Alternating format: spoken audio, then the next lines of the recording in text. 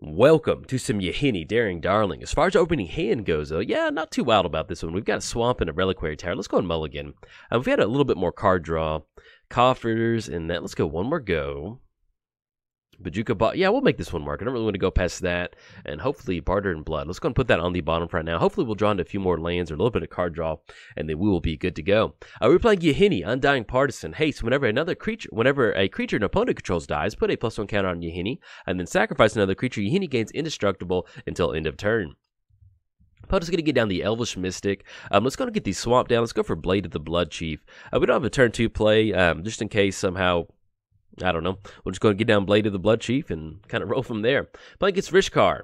Let's see. Whenever Rishkar enters the battlefield, put a +1 counter on each of up to 2 target creatures. Each creature you control with a counter on it has tap. Add green mana to your mana pool. Opponent's going to go for Rampant Growth to get a basic lane onto the battlefield. Yeah, that's what I thought. Good to go. Search that up, and then we'll get down the Bajuka Bog and keep our fingers crossed that we get some card draw going, because that would definitely be. We're really behind on mana at this point right now. They've got 4 mana between the Elvish Mystic and the Forest out there, so we'll need to get some stuff moving. But if we can get down Liliana, we might be able to start going for some -2. Ooh, there we go. Ancient Tomb. Wonderful. Do we want to go for Jabuka? I don't even know what I was about to say. Bajuka Bog. We can get down Ancient Tomb, swing in with the Yahenni to start going for that. But we're going to be off on double black. And let's do this. I like swinging in with Yahenni. Let's get down to Yahenni. That's going to be black. 1-2. We have that haste. Yeah, I like pushing in on this one. That Ancient Tomb really kind of helped open this up on mana, keeping up with that. Let's go and push in for 2. Coming in hot, put our opponent down to 28. That's going to be 2 total commander damage, and then we're going to go and pass turn to our opponent.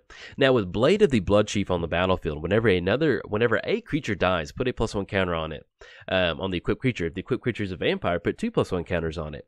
If you're keeping score at home, Yahenni is a vampire. So, Blade of the Blood Chief. It's one of those commander cards. I don't know what you would categorize it as, but in commander, there's different things that you can do. You know, there's always a lot of creativity in building your commander deck. But there's also some cards that you have to, if you're building Commander blank, you have to run that card in there because it's so good. And Blade of the Blood Chief is definitely one of those cards. No matter what your Yahenni build is, you're pretty much always going to run a Blade of the Blood Chief just because it's good. Get those extra, just really amplifies the extra counters out. All right, so we get down Deserted Temple. So that will put us online for paying 2 mana. I think 1, 2, 3, untap the Swamp, Blast Selvala. I think I like that. Let's add black to our mana pool. Let's go ahead and add 2. Let's untap target land, untap the Swamp. We're going to pay 1. So we're going to untap the Swamp, and then we're going to be able to go for Hero's Downfall. Yeah, I like that. Get rid of Selvala. You know, we just don't really want that card draw going. We're going to get an initial counter on Yahenni. Unfortunately, we did not get the... we didn't have the Blade of the Blood Chief, but I really wanted to get rid of Selvala before they really start ramping into some really big stuff. Okay. And that's going to be 2 counters on there. Unfortunately, that we do not have. Let's go ahead and push in for 3. That's going to be 5 total commander damage and put our opponent down to 25. Than anything else. Now we're going to go and pass the turn. Now we do have Bajuka Bog. We can get down Bajuka Bog. That will cut us off a little bit of mana. But what we can do is if we can go for Deserted Temple, untap Ancient Tomb. I think we still get to 4 mana either way, or maybe 5 mana. But search, reveal it, put it in your hand. Okay, now we do have Treacherous Urge in the hand. So depending on what they search up, we might be able to go for Treacherous Urge and cast that out of the hand to get that sacrifice. I love it. I'm telling you, this is one of the best cards I've ever put in one of my Artisan of Kozilek. Okay, so that's going to be 9 total mana. They're a little far away from casting that. It does have the Annihilator too, but if we can go for that, yeah, I think I like that. We'll see how much mana we've got. Okay, so we draw in 2. Because it would be nice to get... Oh, there we go. Drawing the Swamp. Okay. So that will put us at... it's going to be 1, 2, 3, 4, 5. We can 1, 2 off the Ancient Tomb. And that's going to be another 3. Yeah, but either way, I think we'll still just go and go for the Treacherous Urge on the Artisan of Kozilek. And it enters the battlefield. Put it into your hand and shuffle your library. Okay. So that is correct. So we'll get the Annihilator too. Yeah, you got to go for it. I think... Let's do that. Deserted Temple, untap Ancient Tomb. I don't know if we're technically getting ahead on mana on this one. I'm a little sick, so I think we're getting ahead on mana. 1, 2, 3. No, either way, we kind of stayed the same. Okay, never mind. Oh, we've already done it. Never mind. Okay, let's go for Treacherous Urge. I was thinking that we could get ahead 1 mana and go for Blade of the Blood Chief, but it's early morning and my brain's not firing at 100%, so...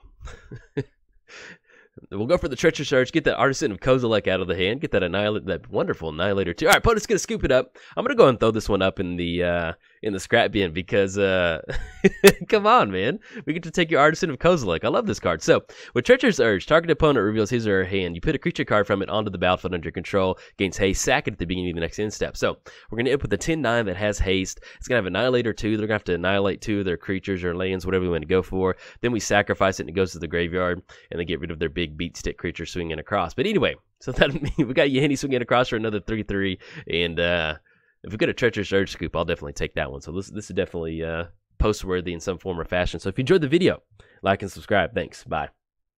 Welcome to some Yahenni Daring Darling. As far as opening hand goes, yeah, I like it. We've got Coffers, we got Ancient Tomb, Grim Return.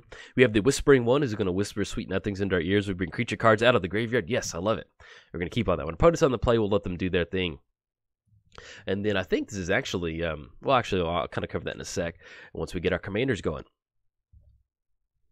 Okay, so let's go ahead and lead off with the Swamp. Actually, we can go for Bojuka Bog. That'll be double black mana, and then next turn we'll have Ancient Tomb. Yeah, let's go for that. Bojuka Bog, targeting our opponent's graveyard, exile their non-existent graveyard because it's about sending a message. And then we're going to go and pass the turn. There we go. We're playing Yahenni, Undying Partisan. Haste, whenever a creature an opponent controls dies, put a +1 counter on Yahenni, then sacrifice another creature. Yahenni gains indestructible until end of turn. Opponent's going to get down a Sylvan Library.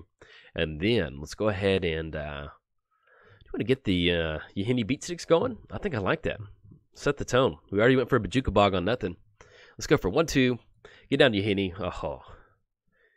Yahenni is very excited to start swinging in. And also, Yahenni is genderless. Or actually, I think if I'm saying that correctly, they don't identify as a certain gender, or they're genderless.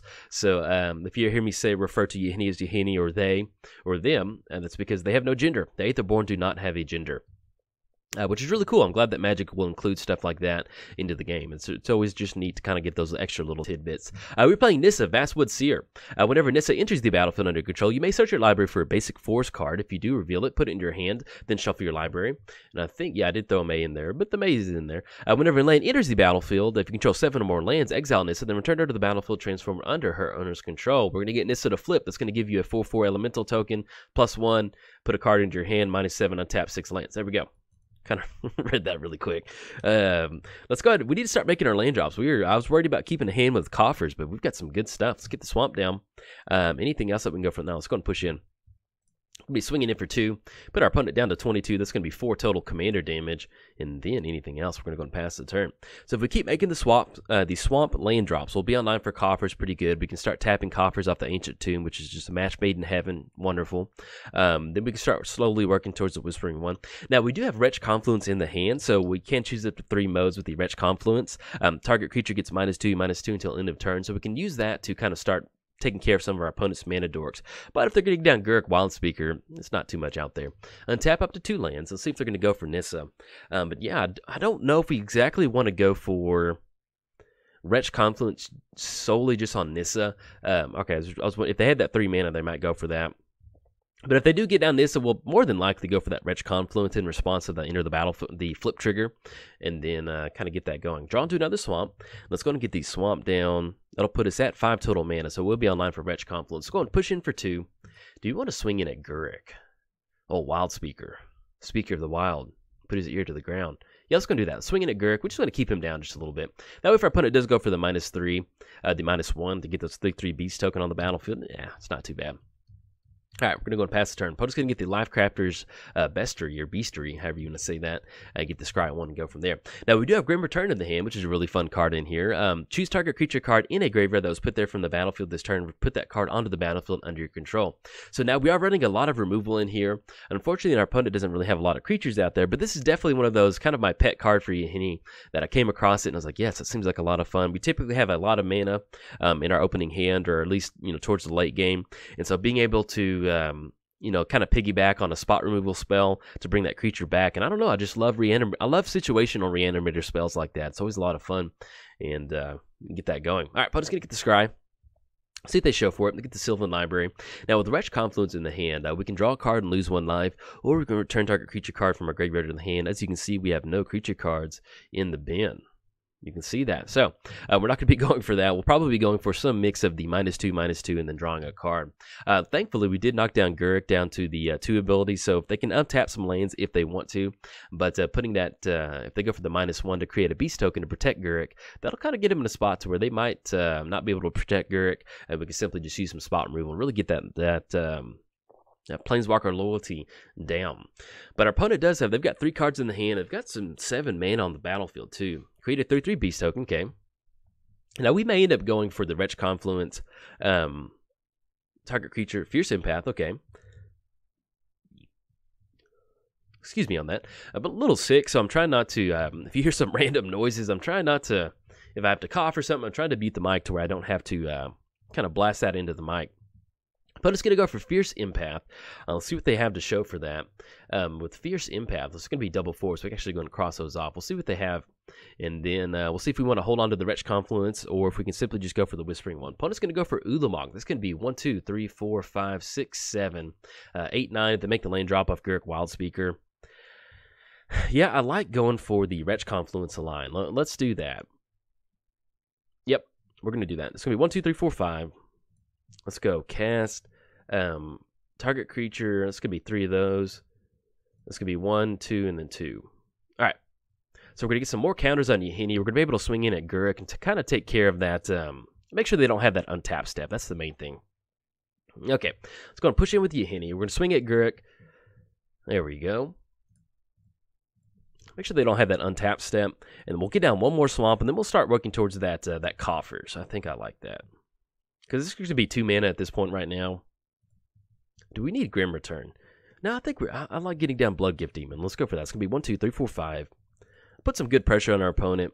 And then we get down the coffers next turn. That'll be 3 mana that we can go for. Or if we get the swamp down. Now, if we do rip into Urborg, that would definitely be good. We can get some good stuff off of that. But at this point right now, we've got a 4/4 body. We've got a 5/4 demon.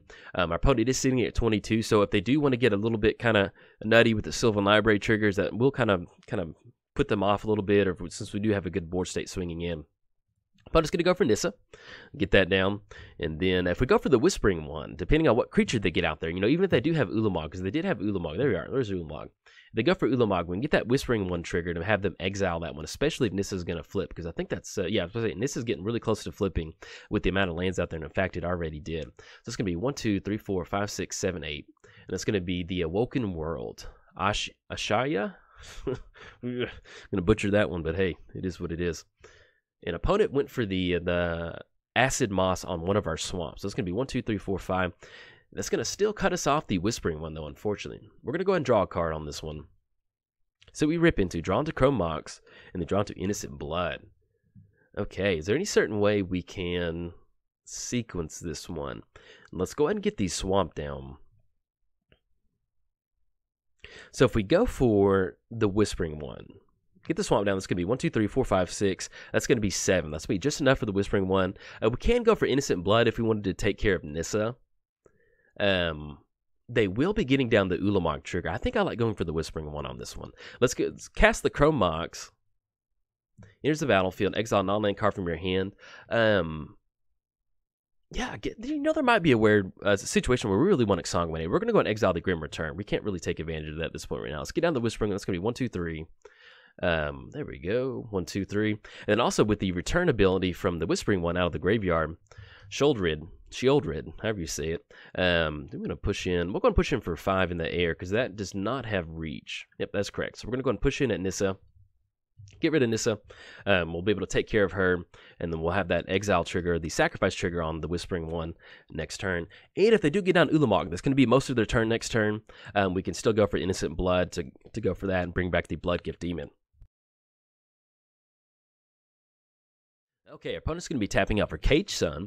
That will give them 1, 2, 3, 4, 5. It's going to be 6 total mana that they can go for off of the Cage Sun. Once we get down the coffers, that still gives us a little bit more mana to start working towards that.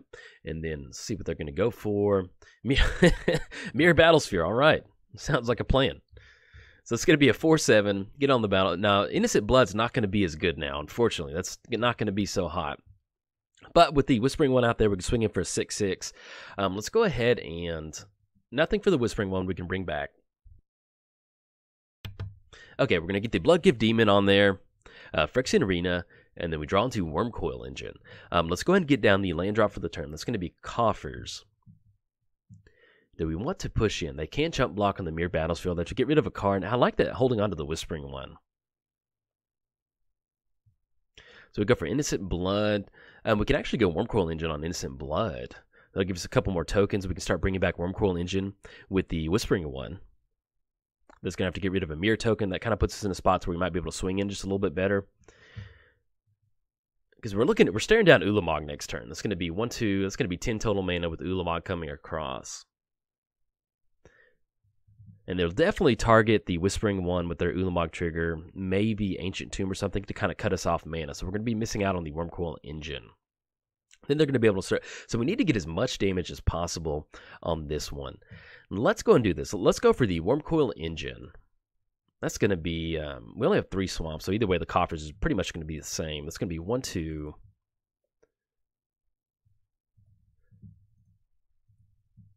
It's going to be 3 total mana, 4, 5, 6. We're going to go for the Wormcoil Engine. Yeah, I like this. Let's get down the Wormcoil Engine. Let's go for the Chrome Mox. Each player is going to have to sacrifice a creature. Let's go and sacrifice the Wormcoil Engine. That way we get a few more tokens onto the battlefield. And they're going to sacrifice one of the Mirror tokens. It's going to give us an additional counter on Yahenni. We'll end up with those 3 tokens on the battlefield. And it's going to be a 6-6. If our opponent wants to completely chump block across Yahenni, go for it. We can still sacrifice a creature in response to that. I like this. Let's go and push in. That's going to be 12. That's going to be 17 coming across. And that puts us on maybe going for an Exsanguinate if they kind of take it. Maybe they're hoping that they can simply just get down Ulamog and take advantage of that one. All right, so we're going to have the Whispering one. That's going to be 5-6. There we go. Now, that kind of puts us in a spot where if we do draw into another sacrifice spell, we might be able to kind of take advantage of some better stuff. All right, there we go. Get the additional counter on Yahenni, goes to 7-7, puts him another 17. Anything else, we're going to go and pass the turn. So we got a few Wormcoil Engine tokens.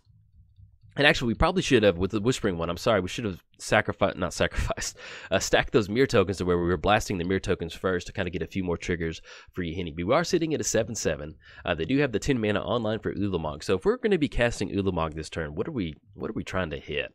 At this point, it would definitely be good to get some sort of board wipe to kind of clean it up. Now, Ulamog is indestructible. If we needed to, we could rip into something like Toxic Deluge to go for that 10 ability. Opponent's going to go for, all right, Venger's Zendikar, okay. Now, we do have 5 in the air coming across. Excuse me, with Cage Sun, that's still going to be 1, 2, 3, 4, 5, 6, 7, 8, 9. That's going to be 10 total mana with the Cage Sun. There we go. Get down the plant tokens. They're going to get additional counter on that one.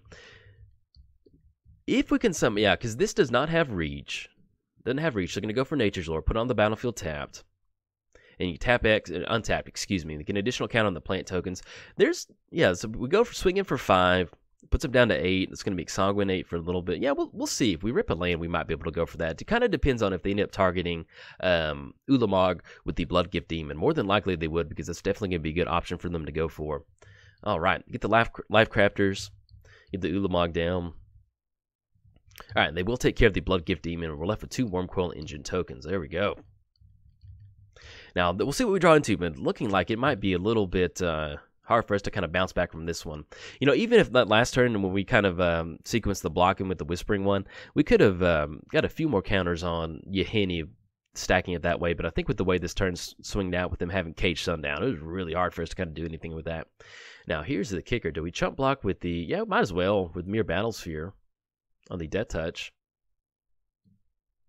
Yeah, swinging in for 6. I mean, we're not really going to be able to push in past those 3-4 tokens. And we rip into another swamp. Okay, let's go ahead and get that down. So at this point, we have Exsanguinate. That's going to be... Let's see how much mana we got. I don't think it's enough. Yeah, I know it's not enough for sure. Get that down. That's going to be 1, 2, 3, 4, 5, 6, 7, 8, 9, 10. So that looks to be an Exsanguinate for 8. Yeah, that's not going to be enough. Opponent's going to get in on the back end, swing with all those plant tokens. Good game to our opponent. Good game. Definitely enjoyed it. We're going to go scoop it up on this one, but save them a combat step. But yeah, unfortunately, you get down the Cage Sun, and you get down Ulamog, and get down some Mirror Battlespheres. Really kind of push past on our opponent on that one. But we got off to a really good start.